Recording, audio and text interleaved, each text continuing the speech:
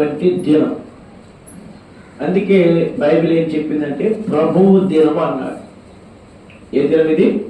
ప్రభువు దినం. కాబట్టి ప్రభువు దినాన్న ఒక ఆయన ఆత్మవశుడు అయిపోయాడంట. ఎవరైనా ప్రభువు దినాన్న నేను ఆత్మవశుడినై ఉన్నాను అన్నాడు. ఎవరు?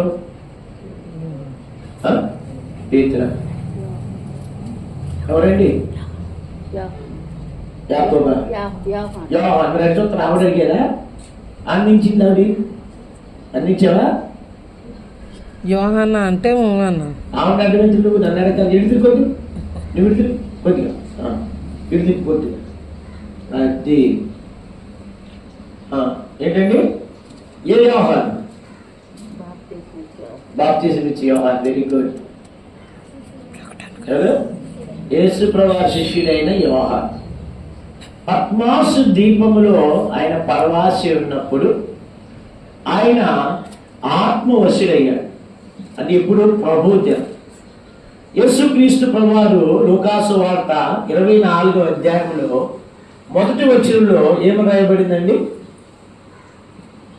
చూడండి, లూకాసు వార్త 24వ అధ్యాయం మొదటి వచనం. బైబిల్ తీయండిరా, ఇంకా నెంబర్ చదువు అమ్మా, చదువు. ఇది మొదటి వచ్చిన చదువు. ఆదివారమున తెల్లవారుచుండగా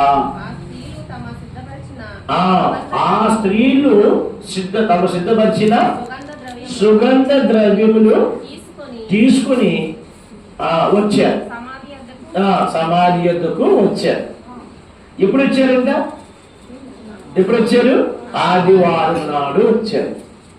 మరి యేసుక్రీస్తు ప్రభువారు సిలువ వేయబడిన తరువాత శనివారం విశ్రాంతి దినం. విశ్రాంతి దినం అయితే ముందు శుక్రవారం ఏంటి? సిద్ధపరుషు దినం. సిద్ధపరుషు దినాన్న ఏం చేయబడ్డారు? యేసు ప్రభువారు సిలువ వేయబడ్డారు. సిలువ వేయబడిన తర్వాత విశ్రాంతి దినాలు కనుక వెంటనే యేసు ప్రభువారిని ఏం చేశారు? చనిపోయిన యేసు ప్రభువారిని తీసుకొచ్చి ఆయన ఏం చేశారు? సమాధిలో పెట్టారు. ఎందుకంటే విశ్రాంతి దినాన్ని ఎప్పుడు వాళ్ళు ఏ పని చేయరు.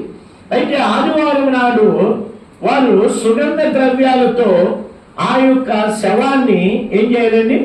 సిద్ధపరచాలి. అందుకే అది యూదుల ఆచారం. యూదుల ఆచారం ఏంటంటే సుగంధ ద్రవ్యాలతో సిద్ధపరచాలి. యేసుక్రీస్తు ప్రభువారు కూడా మృతి పొందారు కనుక ఆ సుగంధ ద్రవ్యాలతో యేసుక్రీస్తు